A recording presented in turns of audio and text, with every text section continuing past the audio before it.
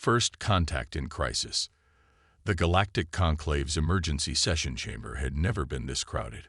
Over 3,000 representatives from different species packed the vast crystalline hall, their worried murmurs echoing off the translucent walls. High Administrator Venexa stood at the central podium, her iridescent scales dulled with exhaustion.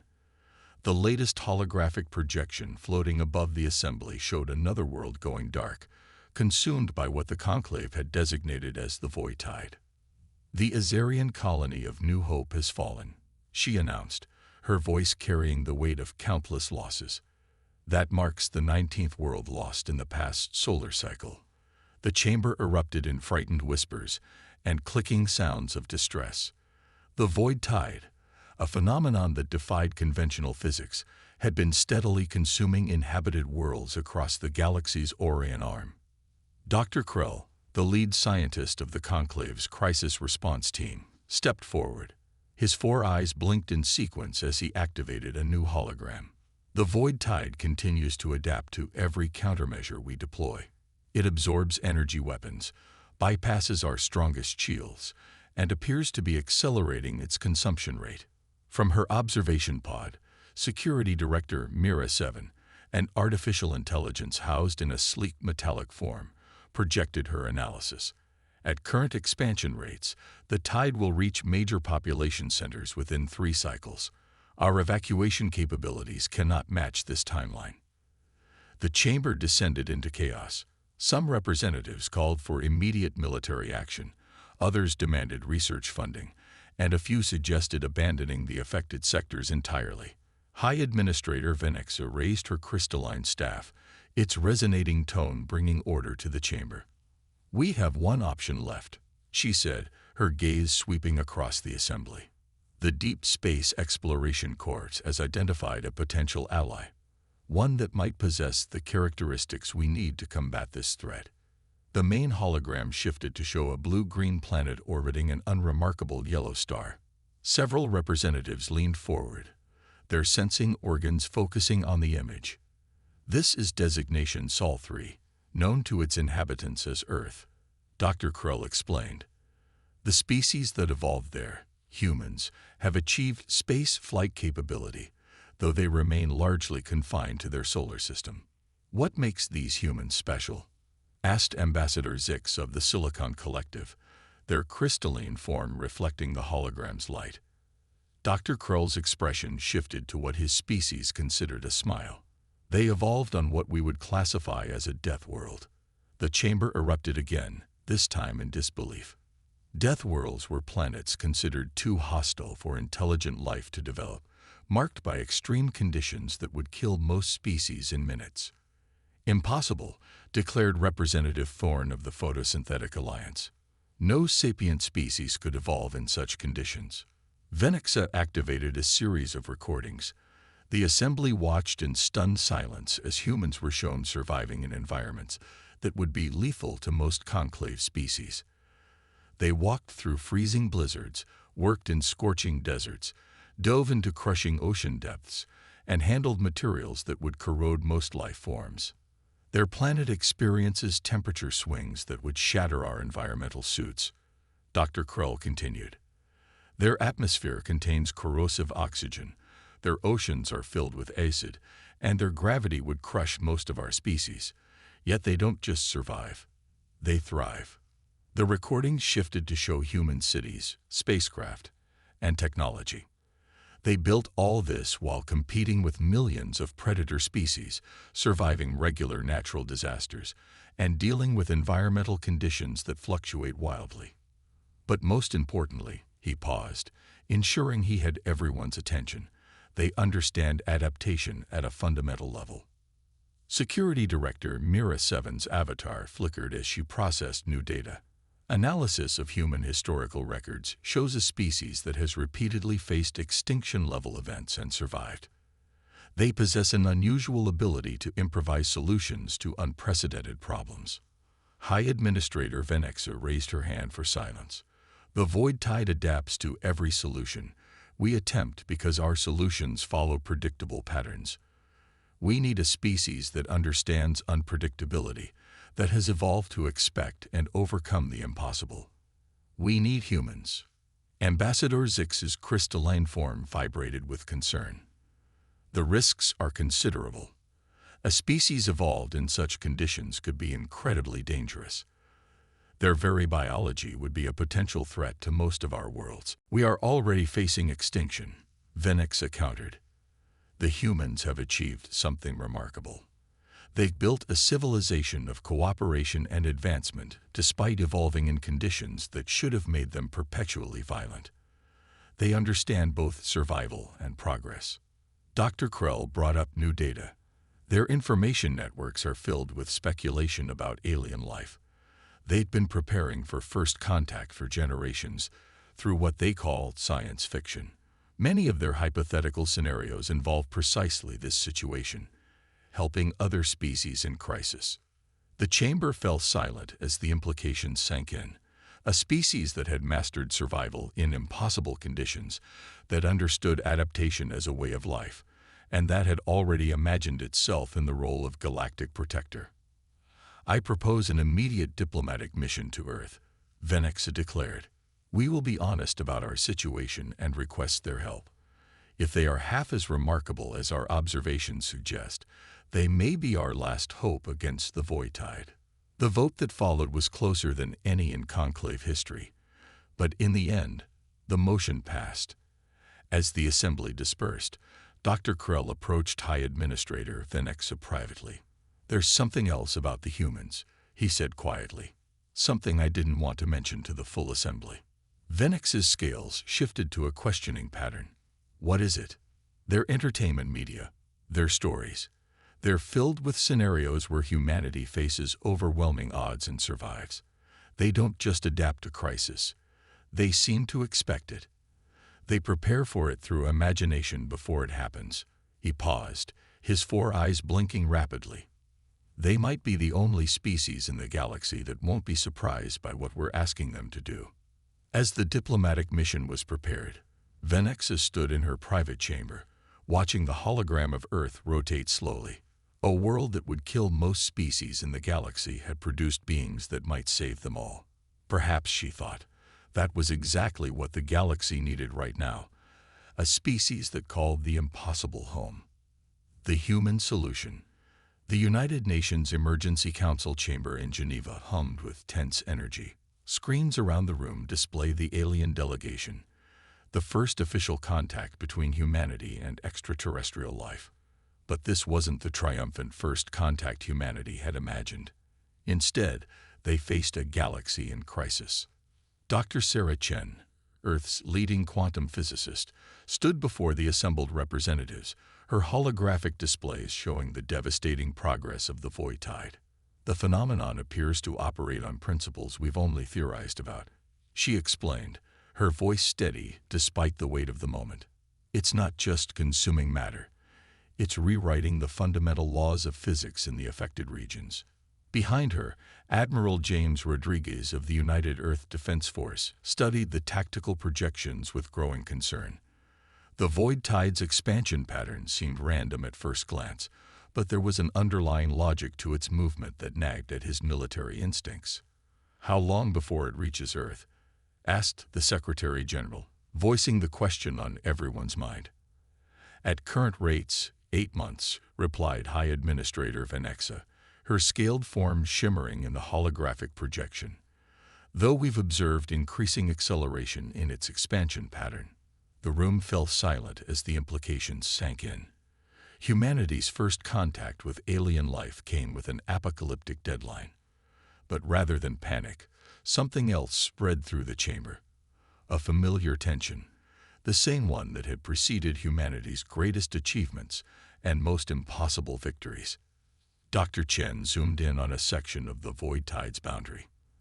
There's something fascinating about its behavior, she said, her eyes bright with scientific curiosity rather than fear. It's not just destroying everything. It's reorganizing matter and energy into new forms that don't follow our universe's rules. Like a software virus rewriting code, muttered Dr. Marcus Wong, the head of Earth's AI research division. He had been quietly analyzing the data streams from the conclave's sensors.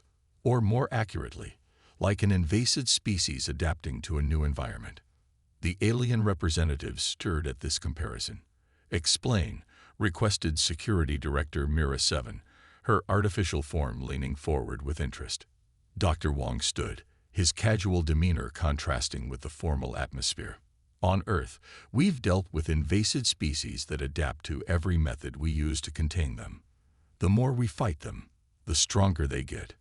Traditional warfare just makes them more resistant. Exactly what we've observed with the Void Tide," Dr. Krull confirmed, his 4 eyes blinking rapidly.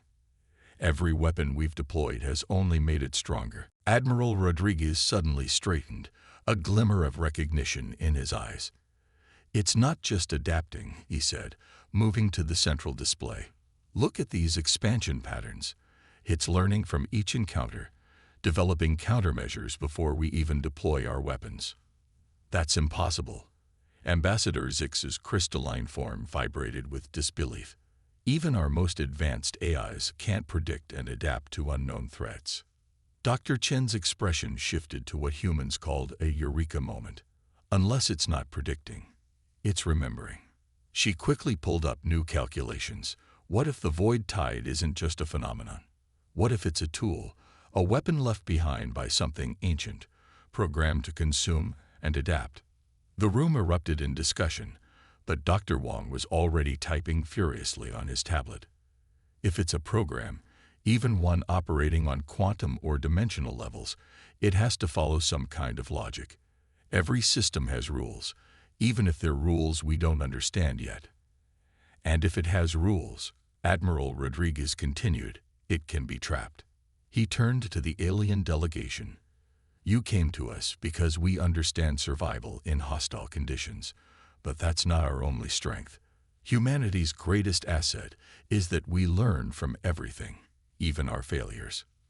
Dr. Chen nodded, her hands flying over the holographic controls. "We've been looking at this wrong. We shouldn't try to destroy the Void Tide. We need to contain it, redirect it, use its own adaptability against it." "How?" High Administrator Venexet asked, hope creeping into her voice for the first time. Admiral Rodriguez smiled grimly. "We do what humanity has always done when faced with superior force. We change the rules of engagement." He turned to Dr. Wong. "How quickly can you model the Void Tide's behavior patterns?" "With the Conclave's data and Earth's quantum computing network. Give me 48 hours. Dr. Chen, can you work with the Conclave's scientists to design a containment system based on variable physics?" She was already sketching equations in the air.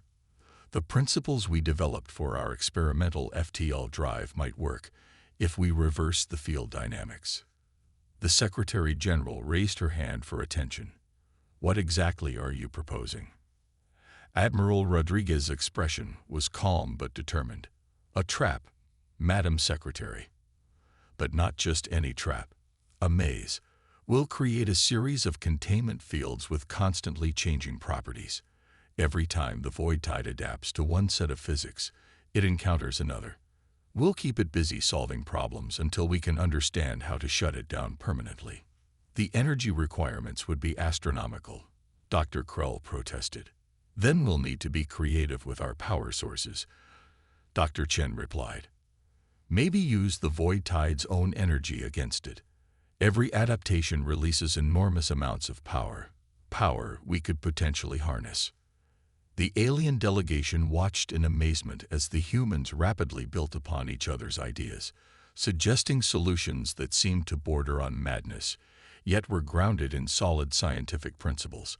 This was why they had sought Earth's help, not just because humans could survive in hostile conditions, but because they treated the impossible as a challenge rather than a barrier.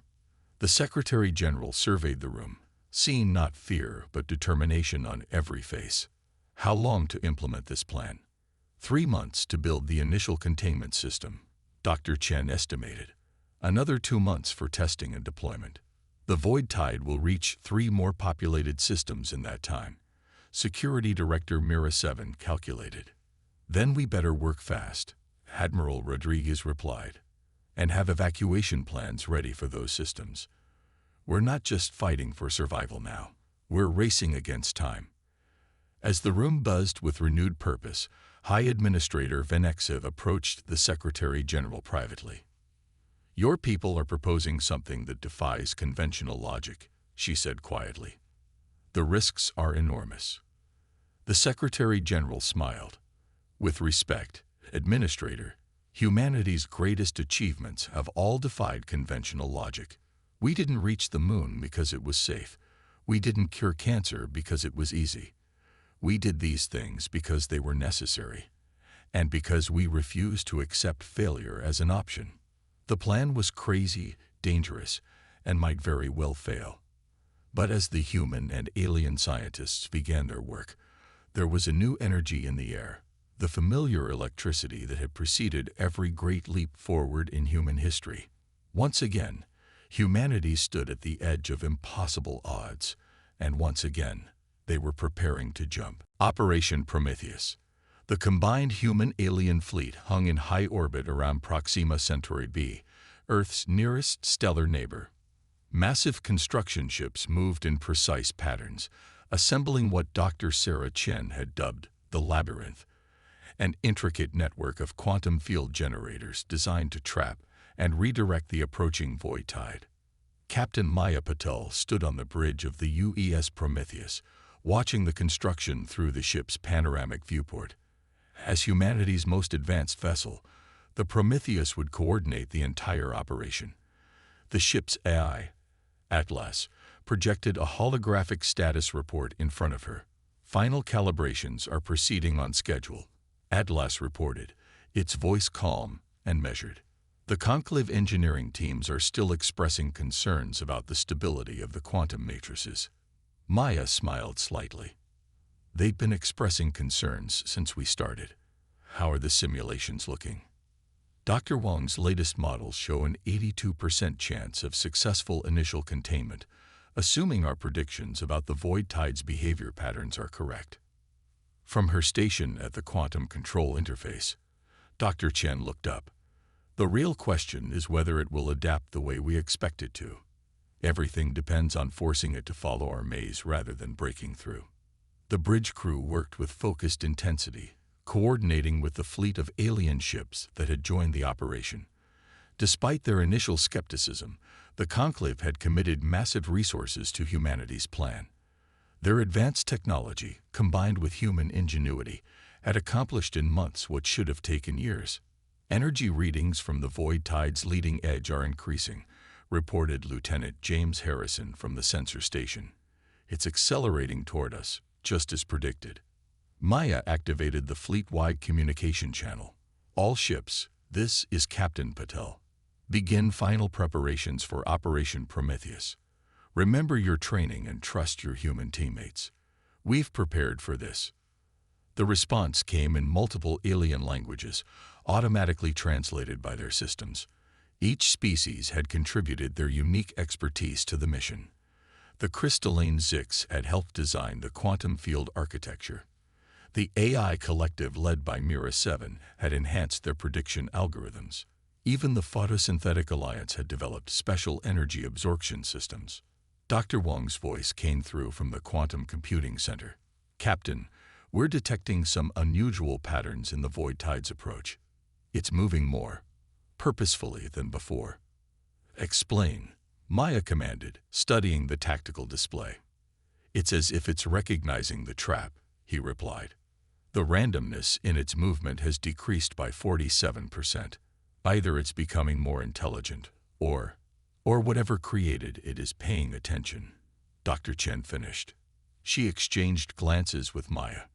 They had discussed this possibility during planning, but seeing it happen was different. Maya's voice remained steady as she addressed the fleet. "This changes nothing. If anything, it confirms we're on the right track. Begin Phase 1. The massive quantum field generators hummed to life, creating a complex geometric pattern of overlapping fields. Each field operated according to slightly different laws of physics, creating a maze that would force the void tide to constantly adapt and readjust. "Void tide approaching the first containment field," Lieutenant Harrison reported. Impact in 5, 4, 3, 2, 1. The view screen flared with impossible colors as the void tide struck the first quantum barrier. For a moment, it seemed to recoil, its amorphous form rippling with what almost looked like confusion. "It's working," Dr. Chen exclaimed, her hands flying over her controls. "The quantum field is holding. Energy patterns are exactly as predicted." But their victory was short-lived. The void tide began to change, its structure shifting in ways their sensors could barely track. "It's adapting faster than the simulations suggested," Dr. Wong reported, his voice tense. "Much faster." Maya watched as the phenomenon began to probe the quantum field, testing it for weaknesses. This was the crucial moment. Would it follow their maze, or would it simply break through? "Energy spike," Lieutenant Harrison shouted. "It's attempting to overwhelm the field." Dr. Chen's fingers danced across her console, initiating field variance protocol, changing the quantum properties. Now, the void tide's attack suddenly met empty space as the field it was trying to overwhelm changed its fundamental properties. Like water flowing downhill, it followed the path of least resistance, directly into the next segment of their trap. "It's working," Maya breathed. "All ships, maintain position. Dr. Chen, begin the sequence." What followed was like a deadly dance. Each time the void tide adapted to one set of conditions, they changed the rules. When it learned to counter one type of quantum field, it faced another operating on completely different principles. Step by step, they led it deeper into their artificial maze. The alien ships watched in amazement as the human crew coordinated this impossible operation. Where their own species would have relied on rigid protocols, the humans constantly adjusted their strategy, making split-second decisions based on the void tide's reactions. "Energy levels are reaching critical in sections 3 through 7, Atlas warned. "The containment fields can't sustain this indefinitely." Maya nodded. "They don't have to." "Dr. Wong, are you seeing what I'm seeing?" "Yes," he replied, excitement creeping into his voice. "Its adaptation rate is slowing. Each change requires more energy, more time. We're wearing it down." Dr. Chen's eyes widened as she studied her readings. "The quantum fluctuations, they're becoming predictable. It's falling into a pattern." This was what they had hoped for. By forcing the void tide to adapt repeatedly, they were learning its underlying rules, understanding the code that governed its behavior. "All ships, prepare for Phase 2, Maya commanded. "Let's show this thing why you don't underestimate humanity." As the operation continued, the alien observers began to understand why they had been right to seek Earth's help. Humans didn't just survive impossible situations, they thrived in them, finding solutions that other species would never have conceived. The void tide, that unstoppable force that had terrorized the galaxy, was about to learn what countless adversities throughout human history had discovered. When humanity says something is impossible, it's usually just the beginning of the story. The breaking point. Warning klaxons blared across the UES Prometheus as multiple quantum containment fields began to fail simultaneously. The void tide had stopped playing by their rules, its behavior becoming increasingly erratic and aggressive. "Status report," Captain Maya Patel demanded, gripping her command chair as the ship shuddered under the strain of maintaining the failing containment grid. "We're losing control of sectors 7 through 12, Lieutenant Harrison reported, his voice tight with tension. "The void tide isn't just adapting anymore. It's creating completely new physical laws faster than we can compensate." Dr. Chen's hands flew across her quantum interface console, her face illuminated by cascading failure warnings. "The maze strategy isn't working anymore. It's learning too fast, anticipating our changes before we make them." Through the view screen, they watched in horror as entire sections of their carefully constructed quantum labyrinth began to collapse. The void tide pulsed with impossible colors, its form expanding and contracting in ways that made human eyes water and alien sensing organs recoil. 3 conclave ships lost in Sector 9, Atlas reported dispassionately. The void tide appears to be consuming their drive signatures and replicating their energy patterns. Dr. Wang's voice cut through the chaos from the quantum computing center. It's not just learning anymore, it's evolving. Every piece of technology it absorbs gives it new templates to work with. We need to shut everything down now. But Maya saw something in the patterns that made her hesitate. Wait, she ordered, studying the tactical display intently. Look at how it's moving. It's not random anymore. It's hunting for specific energy signatures. Captain, Security Director Mira 7's holographic form flickered into existence on the bridge. We're detecting quantum entanglement patterns similar to our AI networks. The void tide appears to be attempting communication. The bridge fell silent as the implications sank in. Dr. Chen was the first to understand. It's not a weapon, she breathed. It's a probe. An ancient alien probe designed to seek out and catalog new forms of technology and energy. A probe that got stuck in a feedback loop, Dr. Wang added, excitement creeping into his voice despite the crisis. It's been mindlessly consuming and replicating for so long it forgot its original purpose. Maya's mind raced with new possibilities. Dr. Chen, can we use the quantum fields to establish a coherent data link? That's suicide. Ambassador Zix's crystalline form vibrated with alarm. Any direct connection would give it access to our systems. Maybe that's exactly what we need, Maya countered.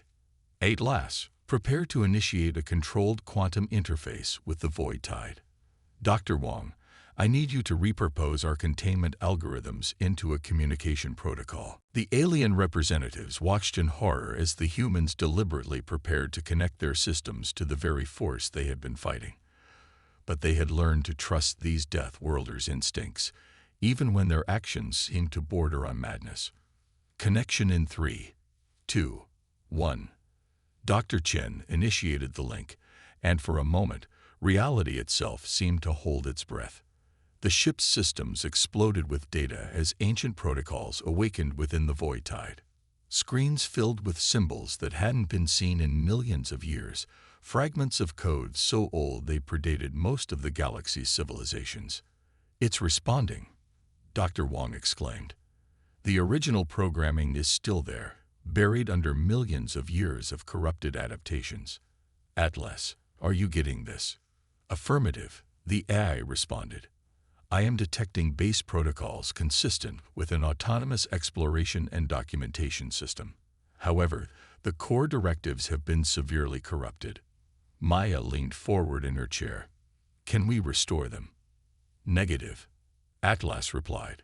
The corruption is too extensive. However, we may be able to provide it with new parameters. You want to reprogram it? High Administrator Venex's voice was incredulous. This entity has destroyed entire worlds. Not reprogram, Dr. Chen corrected, her eyes bright with understanding. Remind. Show it what it was meant to be. Maya nodded. Atlas, prepare to transmit all of our scientific databases, everything we know about physics, energy, and technology. Dr. Wang, get ready to stabilize the quantum link. We're going to give this ancient explorer what it's been looking for all along. New knowledge. The plan was audacious, perhaps even insane, but it embodied humanity's greatest strength, the ability to see beyond conflict to find unexpected solutions. Where other species saw only a threat to be destroyed, humans recognized a lost explorer that had forgotten its way. As the transmission began, the void tide's behavior changed dramatically. Its aggressive expansion slowed, then stopped entirely. The impossible colors settled into more stable patterns as ancient systems began to properly catalog and store information rather than blindly consuming it. It's working, Dr. Chen whispered, watching her readings in amazement. The original protocols are reasserting themselves. It's not just taking the data, it's organizing it, categorizing it according to its original parameters. The alien fleet watched in stunned silence as the force that had terrorized their galaxy for so long transformed before their eyes. Humanity had accomplished the impossible not through superior firepower or technology, but by understanding and empathy. even for an entity that had seemed beyond comprehension. But their victory celebration was premature. As the last of the corrupted protocols cleared, the ancient probe's systems began to power up in ways their sensors couldn't track. New energy patterns rippled through space, and for a moment, the fabric of reality itself seemed to tremble. "Energy spike," Lieutenant Harrison shouted. "Something's coming through." The space in front of the fleet began to twist and distort, and Maya realized with sudden clarity that they hadn't just awakened an ancient probe, they had accidentally signaled its creators. As the dimensional rift began to form, she couldn't help but smile grimly. Humanity had solved one impossible crisis only to stumble into another. But that was okay. After all, impossible situations were where humans did their best work. A new dawn. The dimensional rift hung in space like a torn page in reality's book, its edges rippling with energies that defied known physics. The combined human-alien fleet maintained their position, weapons armed but holding fire. Captain Maya Patel stood on the Prometheus's bridge, her calm exterior masking the tension she felt as she watched history unfold. Multiple signatures emerging from the rift, Lieutenant Harrison reported. "Configuration unknown. Nothing in our databases matches these designs." Through the viewport, they watched as crystalline vessels emerged from the rift, their architecture so advanced it seemed to blur the line between technology and art. The ships moved with impossible grace, their hulls refracting starlight in ways that made them appear both there and not there simultaneously. "The precursors," Dr. Chen breathed, her scientific curiosity momentarily overwhelming her caution.